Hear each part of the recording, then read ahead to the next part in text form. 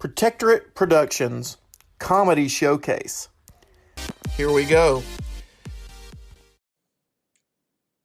Before there was That Story Show with James Kennison over at nlcast.com that stood for Nobody's Listening. Here's a clip from that old classic version of what is still a good show today. With James Kennison over at nlcast.com. Here come the clowns.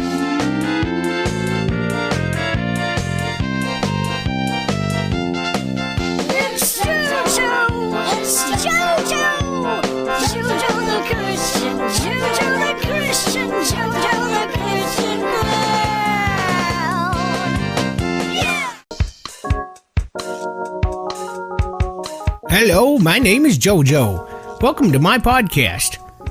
I know this may come as a shock to many of you, given that I am the one who is expected and experienced enough to dispense wisdom from above, but I need your opinion on something. As you already know, I have been living in my sister's garage with my dog Sparky for some time now, but what you may not know is why. Believe it or not, it's a cash flow issue. The devil has had his way with my finances and my job performance, and I've lost my apartment, my job, my car, and most of my clothing, all because of the call to Christian clowning that lately has become my sole reason for hanging on. I have been offered a part-time job delivering balloons and flowers to children and old folks. It's a pretty sweet gig. They're going to give me a van and my very own driver.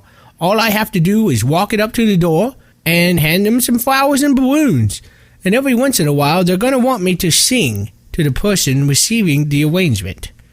Though I know I am not currently spec'd for singing, I feel I would greatly enjoy exploring that part of my talent tree. My only concern, and this concern is why I trouble you fine clownaholics, is I do not feel that the delivery service will allow for the movement of the spirit as I minister in song. Will they demand that I stick to a structured worship list, or will they allow me to flow? Can I deliver a message in tongues along with the message on the card? I somehow doubt it. So my question to you is, do I take the job, even though I will possibly limit what God wants to do through me, or do I hold out and stay extremely poor? So this bye-week, don't just ask JoJo, answer JoJo. Here's something from Fred Passmore and John Lawhan from Sheaf Laughs Comedy.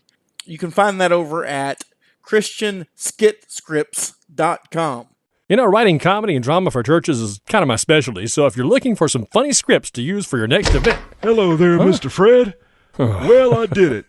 Finally, I didn't interrupt your broadcast. Oh, well, I hate to say it, but you did come in while I'm taping. I did? Afraid so. I thought you were on the air only when that red light is on outside your door. Well, that's true. It should be on now. Oh, well, I guess the bulb blew out. I'll have to fix it for you. Anyway, hand me your trash can there, buddy, if you don't mind. Here you go. Well, how you doing this week? I'm doing great today, Mr. Fred. Really? Not a single problem. Well, that's great. Yep, feeling pretty good. Except for a sore back, a swollen kneecap, some gallbladder pain, a throbbing lower lip, and some toenail fungus. Ew. But apart from that, I'm doing real good. Oh, well, sorry to hear about all that. Heard any good stories lately? Oh, yeah, I got a story for you that I've been wanting to tell you ever since I heard it yesterday from my cousin Bernie. It seems there was an Amish boy and his father who were visiting a mall for the first time. They were amazed by almost everything they saw, but especially by two shiny silver walls that could move apart and back together again. The boy asked, "What is that, Father?" The father, who had never seen an elevator before, said, "Well, son, I haven't seen anything like this in my life. I don't know what it is." While the boy and his father were watching with amazement, an old lady in a wheelchair rolled up to the moving walls and pressed a button. The walls opened and the lady rolled between them into a small room. The walls closed and the boy and his father watched the small circular numbers above the walls light up sequentially, and they continued to watch until it reached the last number, and then as these numbers began to light in reverse order. Well, the walls opened up again and a beautiful 24-year-old woman stepped out. And the father, not taking his eyes off the young woman, said quietly to his son, "Quick, go get your mother." Oh, man. Oh boy, I tell you, that guy was wanting something he couldn't have. But you know something, Mr. Fred? A lot of us get our eyes on things we want, and that starts to be our main goal. But the scriptures tell us to seek the kingdom of God first. If we do that, the Lord will teach us patience and bring the joy and contentment that we long to have. Yep, words worth remembering there, Jeremiah. Thanks for the story and the thought. Well, I gotta run, son. See you next time. Take it easy.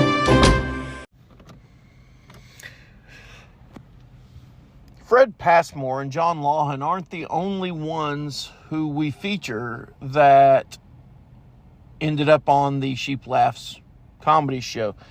Glenn Hascall is a great writer and a great comedian who does a lot of sketch comedy, and it ends up often teaching a lesson. Well, here's Glenn in one of his bits. Writer, radio personality, CD producer, all-around neat guy, Glenn Hascall has prepared another one of his anticipated recordings just for the listeners of the Sheep Laughs comedy show. Ain't he just the sweetest little old thing? I could just pinch his rosy little cheek. But I won't. I'll just get out of the way and let you listen to what this guy's prepared. Welcome to the Metaphorical Theater, starring Jared Furious Fella and Caleb Prudent Guy. Remember, in metaphorical theater, everything is symbolic of something different. Our story opens to a conversation regarding a new car that was recently purchased by Mr. Furious Fella. Let's join our cast. Hey, want to go for a ride in my new car? So you got a new car? I sure did, and it's a beautiful automobile. What kind of car is it? It's a brand new Acrimonious Odium. Acrimonious Odium? Acrimonious Odium. Oh, yeah, it's a great car. It has great acceleration, although the brakes are pretty bad. So it has handling problems, too?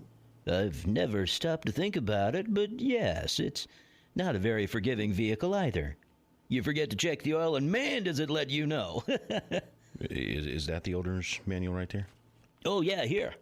Ah, here's your problem. The manual warns about the car's lack of handling and inability to stop once it gets going. Really? Let me see that. Let me cross-reference this with the history of the company. Let's see. Thank you for choosing the Acrimonious Odium. We designed this car with angry people in mind. It says that. We wanted to give them a vehicle they could identify with. You know, the human quality of hatred and fury. So when you drive one of our products, you can begin to experience for yourself the rage associated with acrimony. Powered with a V8 supercharged with loathing and rile, the Acrimonious Odium is a perfect complement to the raging beast within. Ugh. Growl. No. Maybe I'm showing my ignorance here, but does it say just how it came up with the name of the car? Yeah, sure. I think there's a glossary here in the back somewhere. Oh, here it is. Acrimonious is a word used to describe the feeling of bitterness. Odium, a word that's used to describe feelings of hatred. Well, that explains a lot, but what about rile? Let's see. Rile is a component most often associated with the production of anger. So what the manual is really saying is thank you for choosing bitterness, hatred. We designed this car with angry people in mind. We wanted to give them a vehicle they could identify with the human quality of hatred and fury. So when you drive one of our products, you can begin to experience for yourself the rage associated with bitterness.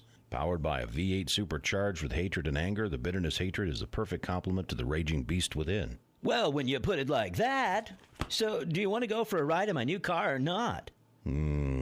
Sometimes it's best not to take a ride in the Bittermobile. Next thing you know, you'll be telling me I need to trade in my new car. What's up with that? Here, let's check out the Creator's Digest and see what it recommends.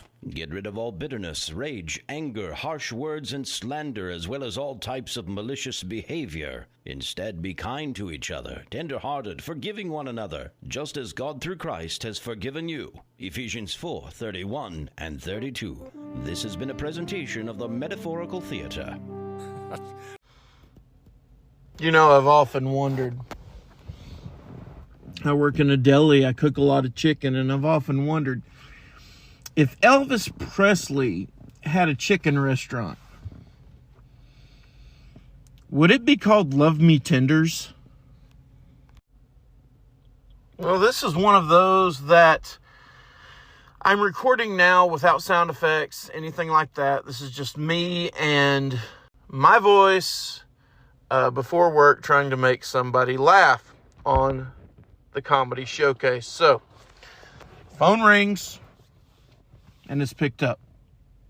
Thank you for calling the technical support. This is Crazy Person. Swami, is that you?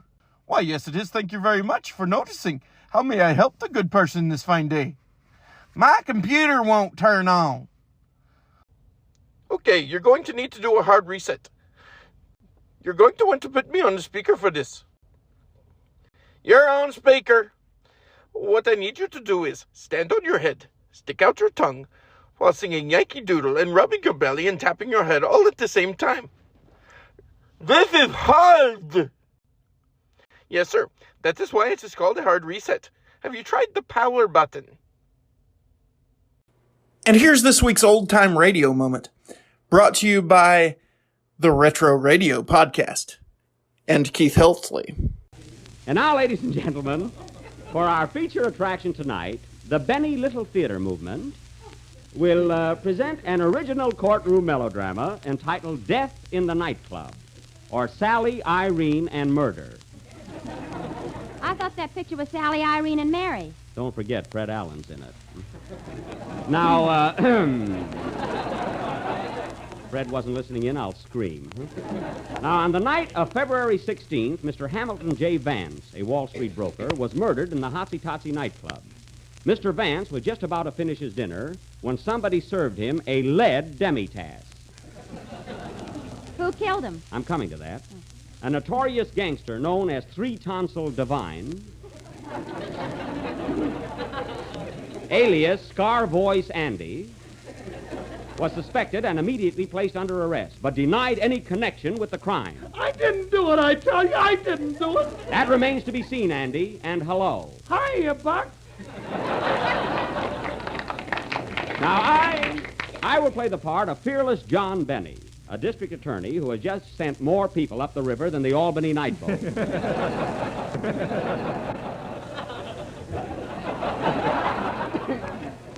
Kenny Baker will be my assistant, which is at least 2 strikes. And Don Wilson will be the attorney for the defense. Say, Jackie, ain't I going to be in this? Oh, sure, Phil. You can play the part of the orchestra leader of the Hotsy Totsy Club. Why can't I be the victim so I can lay down? What a lazy guy. You'll be the orchestra leader, and I'll get you a windshield wiper for a baton so you won't have to wave it. All right, the first number will be Singing in the Rain. Oh, shush. What am I going to be, Jack? Well, Mary, you're going to play a double role. First, my sweet little secretary, Millicent Livingston. Ready? Would you like to sign these letters, Mr. Benny? That's very good. And second, that of a hard-boiled nightclub dancer, Gertie La Strip. Try that one. Lay off me a third degree and rat, or I'll let you have it, see? My, you're a regular Edna G. Robinson. But, Mary, don't play it quite so tough. You know, be a little sweeter. I want something between Shirley Temple and a lady cab driver. Have a good day, and remember, laughter, it's a really good medicine.